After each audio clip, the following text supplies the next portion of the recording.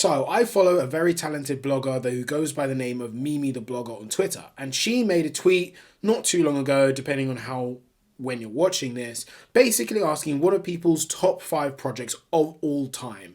And good lord, the answers and responses that she got to this made me want to fucking drink bleach. So what we're going to do, we're going to go through all of your stupid nominations and all the insane and almost crazy ideas you guys came in terms of nominations for albums and take the piss out of them, because you guys were kind of asking for it.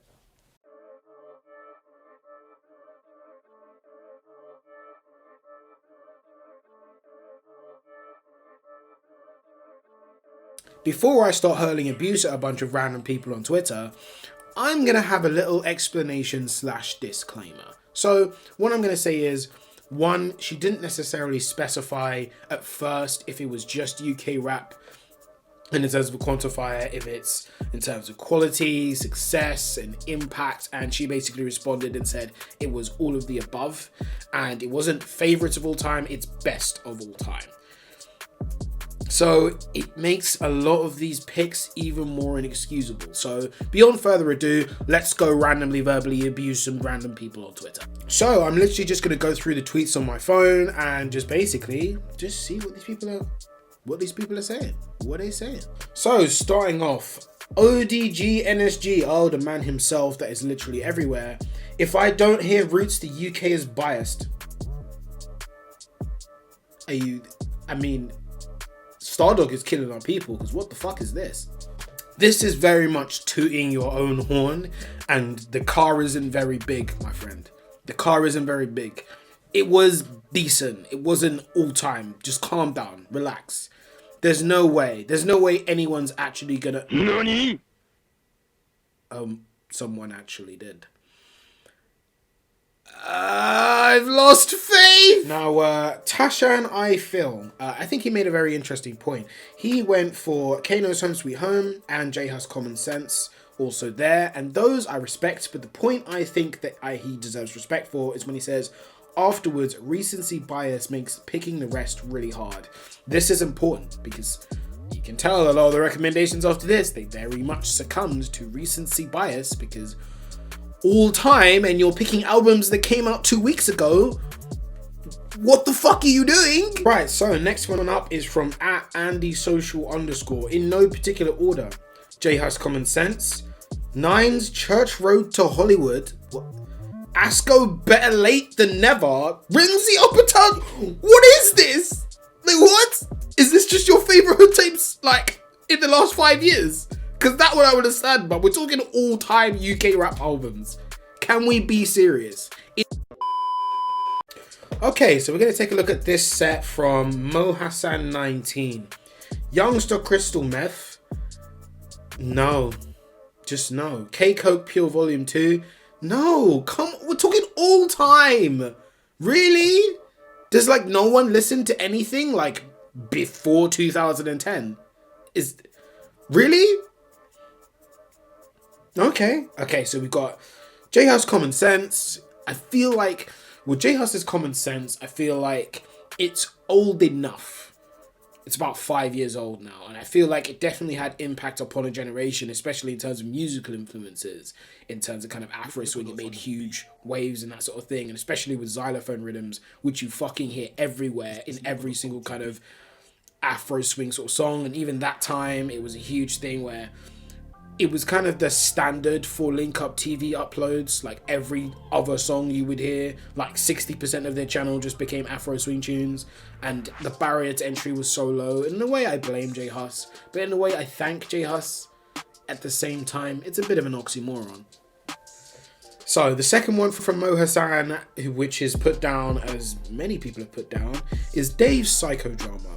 Now, I think it's way too early, way too early to try and put this down as a best album of all time. It only dropped last year, and you can't really see the impact of an album in just a year. Any album, even if it's not that good, can float around for a year.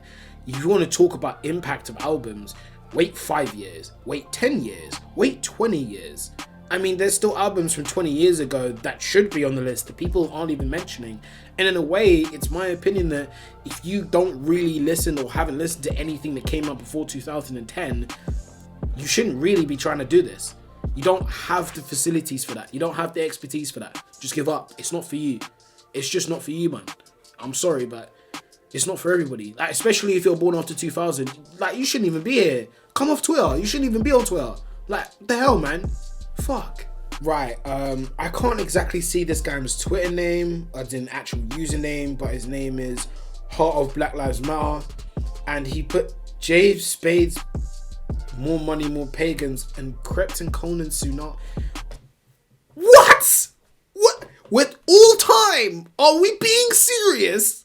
What? No, just no. Now, there's this very interesting one. Eve X Anis, I think that's how you say her Twitter username. So, she said, microphone champion, blacklisted people are gonna come after me. No, I respect you. If you're watching this, I respect you. Everybody knows the truth. Microphone champion was better than blacklisted. It was better. And even then, if you're gonna go for a Skepta album in terms of greatest of all time, you'd either go for microphone champion or greatest hits. You wouldn't go for blacklisted. I mean, I know he says it in the lyric, Blacklisted was a game changer, but let's be real, it fucking wasn't. It was alright, it wasn't amazing, it wasn't what Microphone Champion was, it didn't do what Sticks and Stones did, or Gingerbread Man, or any of those songs did. It doesn't have those songs. So, even Lush, that was a big tune. That was a big tune off the album. Damn. But, yes, Microphone Champion over Blacklisted, you're right. Don't let these fools tell you otherwise. You do you. So, Hove97, so his Twitter at is KingLP1. Walk in the Park, good. Yes. We're getting better. Home Sweet Home. There we go. Alright, now we're talking. Home Boy in the Corner. Yeah, we're talking. Bags and Boxes 3. What? It was going so well. And then you did that. Oh my god. Really? It's _10. You said don't at you, but I'm going to. Because why in the fuck you put PTSD on here? I have no... What? It wasn't even good. It's literally the same song duplicated 20 times. With some other random tunes thrown in the other 6. Like, he basically gave us 2 hours of the same song on repeat. Like, what? What is this? And then the worst part, they literally replicated the same formula for the last 3 albums. It's like, what is this? Are we serious? What? I can't. I mean, there has to be a quality element to Best of All Time. Like... It was literally a compilation of songs slapped with some artwork over the top of it. Are we being serious? Oh, good lord. At Alms_XO. Yes, I'm looking at your top 5 list. And I think this is the one that made me want to drink bleach. This is the one. This is the one right here. This girl clearly has never listened to anything that came out before 2015. I think, like, 2015...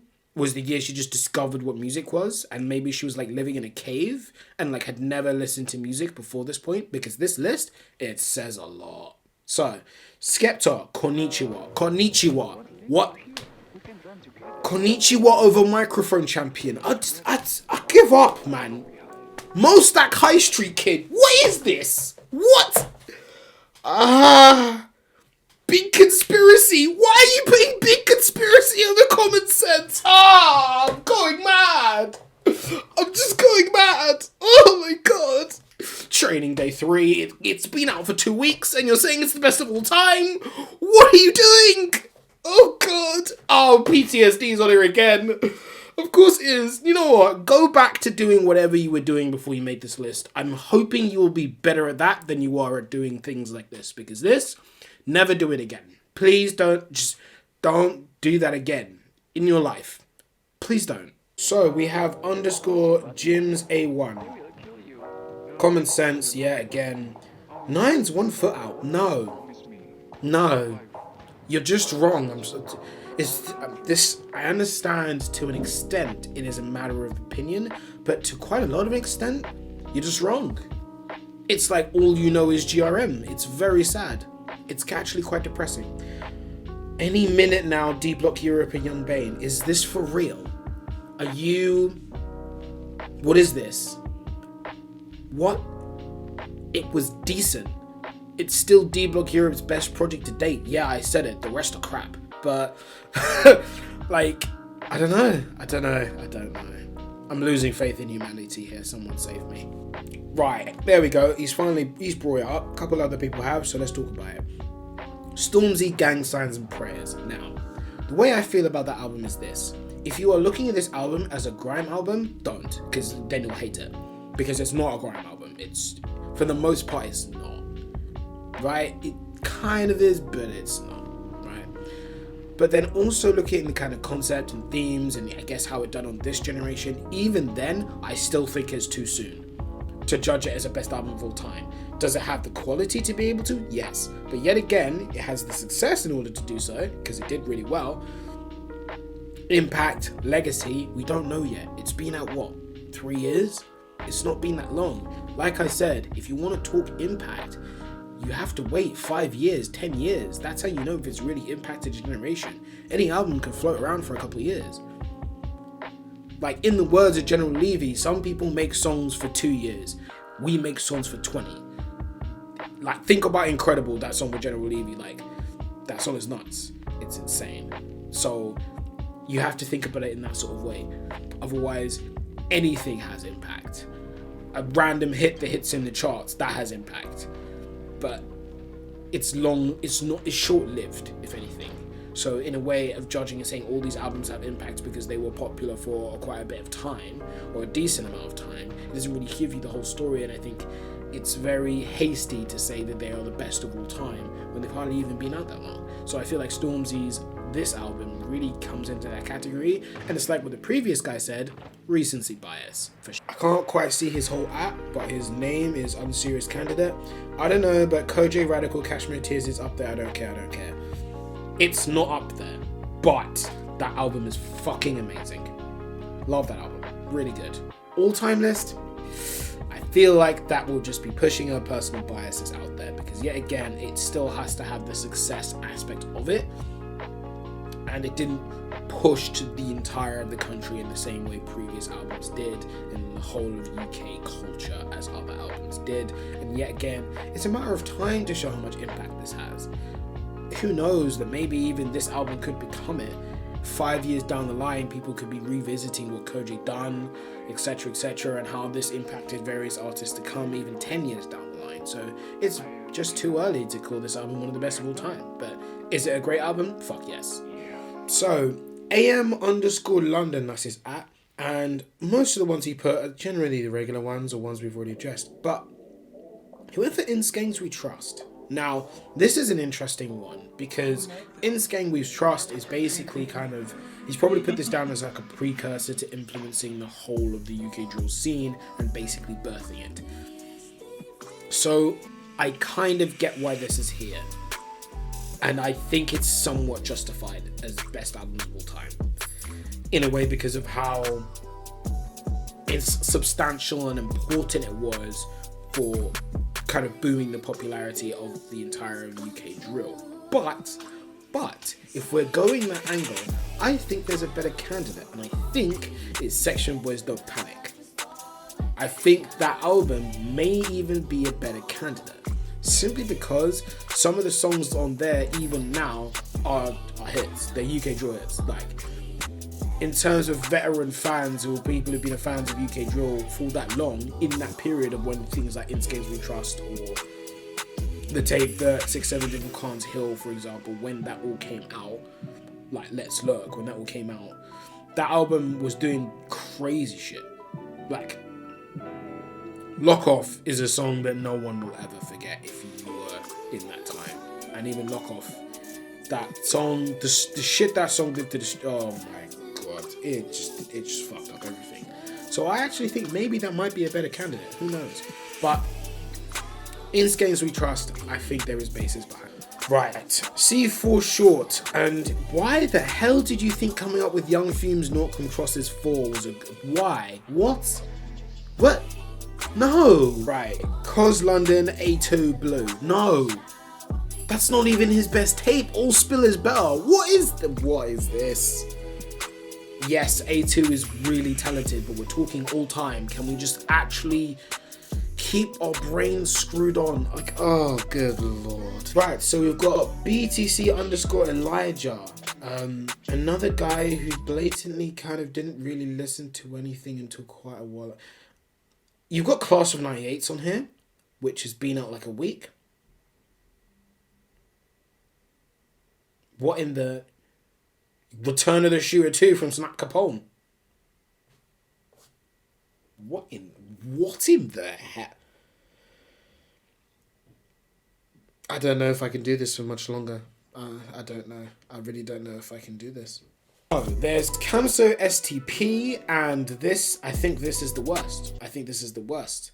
I'm not even going to read the whole thing. I'm literally just going to read his top 2, and then you can decide if he's an insane person on crack cocaine just from these 2. N-Dub's Uncle B and Dappy Bad Intentions. I want to know what type of crack he does. I'm very interested. What type of crack does he consume on a regular basis to make such a wild... I don't even know. You can see I'm stressed. I'm stressed. I really am stressed. Right, we're making this the last one. Bills. Yes, yes. The man himself, Don Dada Bills from Mixtape Madness. We've met, actually. Nice bloke. But I can't be nice to you right now because your list is awful. Here we go. Pot and Paper Training Day 3. The fact that you think Training Day 3 is better than Training Day 1 tells me everything I need to know about you. Like, that's it, really. Mover, Everybody Hates Mooney. Yet again. What? Training Day 1 is better than Everybody Hates Mooney. It's that simple. DVS 1 in a billion. No, that can't run. I'm sorry, but it can't run. It can't run. No. You know why it can't run. Anyway, Devlin, Blood, Sweat and Beers. This is actually one of my favourite grime albums of all time. So, I salute you for this one. I respect you for this one. I do. And then he puts Nine's 1 foot in and I lose all respect for him again. What? Oh, God. Right, so that is the end of the video. Like and subscribe, and let's say if this gets 200 views, so share it to all of your friends. I can't bother sharing it to mine because I don't have any, obviously. I'm too busy listening to music to socialize. But anyway, if this gets 200 views, I will drop my shortlist. Because I couldn't do a top 5 because this was really fucking difficult. But I'll release my shortlist so you can take the piss out of mine as well. Because I'm sure there's probably some albums that I'll put on my shortlist that you guys will think is absolutely outrageous, or your music knowledge is so small you wouldn't have heard of half of them. But that's here nor there. I will be doing more reviews. I'm sorry I've been slacking on videos lately. I kind of put this together last minute. Thank you for watching. See you next time.